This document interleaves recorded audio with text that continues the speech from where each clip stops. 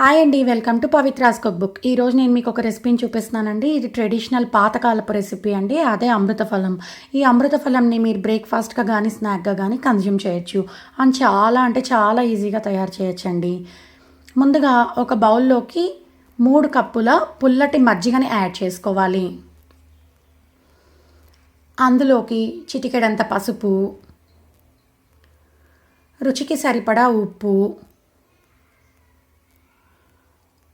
1 cup బియ్యం పిండిని add చేసుకోవాలి. ఉండలు అనేది లేకుండా బాగా మిక్స్ చేసుకోవాలి. ఇది పర్ఫెక్ట్ మెజర్మెంట్ అండి. ఇలా ఈ మెజర్మెంట్ని యూజ్ చేసుకుంటే మీకు అమృత ఫలం అనేది చాలా పర్ఫెక్ట్గా వస్తుంది. 1 కప్పు రైస్ ఫ్లోర్కి బియ్యం పిండికండి 3 కప్పుల పుల్లటి మజ్జిగని యాడ్ చేసుకొని ఉండలు లేకుండా మిక్స్ చేసుకోవాలి. ఇప్పుడు ఒక పాన్లో 4 to 5 టేబుల్ స్పూన్స్ ఆయిల్ని యాడ్ చేసుకోవాలి. ఈ అమృత ఫలంకి ఆయిల్ అనేది కాస్త ఎక్కువగానే పడుతుందండి. ఈ ఆయిల్ బాగా వేడైన తర్వాత అందులోకి ఆవాలని యాడ్ చేసుకోవాలి. ఈ ఆవాలు బాగా స్ప్లిట్ అయిన తర్వాత అందులోకి సన్నగా చాప్ చేసి పెట్టుకున్న పచ్చిమిరపకాయ ముక్కల్ని యాడ్ చేసుకోవాలి. తర్వాత సన్నగా చాప్ చేసి పెట్టుకున్న కరివేపాకు, సన్నగా చాప్ చేసి పెట్టుకున్న ఉల్లిపాయ ముక్కల్ని యాడ్ చేసుకొని బాగా ఫ్రై చేయాలి. ఈ ఉల్లిపాయ ముక్కలు అనేది ఆప్షనల్ అండి. మీరు కావాలనుకుంటే యాడ్ చేసుకోవచ్చు, లేకపోతే స్కిప్ చేయొచ్చు.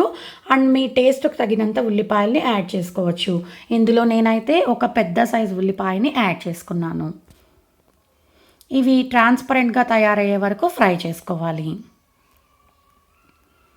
ఇప్పుడు అందులోకి మనం ముందుగా ప్రిపేర్ చేసి పెట్టుకున్న ఆ బటర్ మిల్క్ మిక్స్ని యాడ్ చేసుకోవాలి.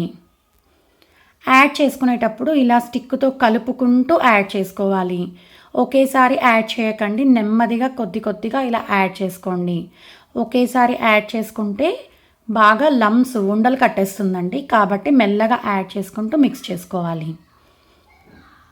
మనకి ఈ అమృత ఫలం అనేది బాగా థిక్గా తయారవ్వాలండి. అలా థిక్గా తయారయ్యే వరకు ఇలా కంటిన్యూగా మనం మిక్స్ చేసుకుంటూనే ఉండాలండి. ఇలా కలుపుకుంటూ ఉండాలి. చూస్తున్నారు కదండి, మనకి ఆల్మోస్ట్ హాఫ్ పైన కుక్ అయిపోయింది. ఇది బాగా థిక్ అవ్వడం స్టార్ట్ అయింది. ఇలా థిక్ అవుతుండగా మనం టేస్ట్ అనేది చెక్ చేసుకోవాలండి. ఒకవేళ ఏదైనా ఉప్పు కానీ కారం కానీ తక్కువైతే ఇప్పుడు మనం అది యాడ్ చేసేసుకోవచ్చు. నా దాంట్లో ఉప్పు తక్కువ కాబట్టి నేను ఇంకాస్త ఉప్పుని యాడ్ చేసుకొని మిక్స్ చేసుకుంటున్నాను.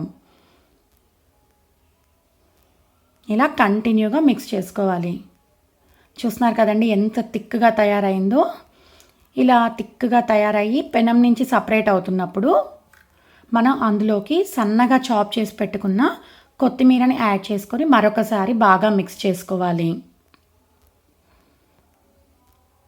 ఇప్పుడు స్టవ్ టర్న్ ఆఫ్ చేసుకొని పక్కకు పెట్టుకోవాలి. మీరు ఆ అమృత ఫలంని అలానే కావాలనుకుంటే కన్జ్యూమ్ చేసేసుకోవచ్చండి.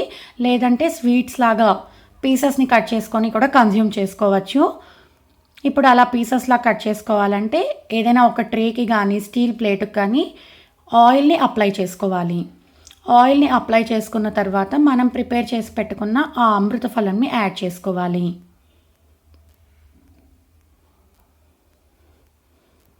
ఆ అమృత ఫలంని ఆ ప్లేట్లో నీట్గా స్ప్రెడ్ చేసుకోవాలి.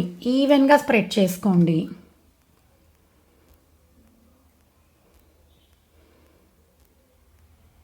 మనకి ఇది బాగా స్పాచులాకి స్టిక్ అవుతుంటుంది కదండి. కాబట్టి కొద్దిగా ఆయిల్ని యాడ్ చేసుకొని ఈవెన్గా స్ప్రెడ్ చేసుకుందాం. ఇలా స్ప్రెడ్ చేసుకున్న తర్వాత ఇది ఒక 10 నిమిషాల పాటు చల్లారనివ్వాలి. మనకి పీసెస్ రావాలంటే ఇది కాస్త చల్లారాలండి.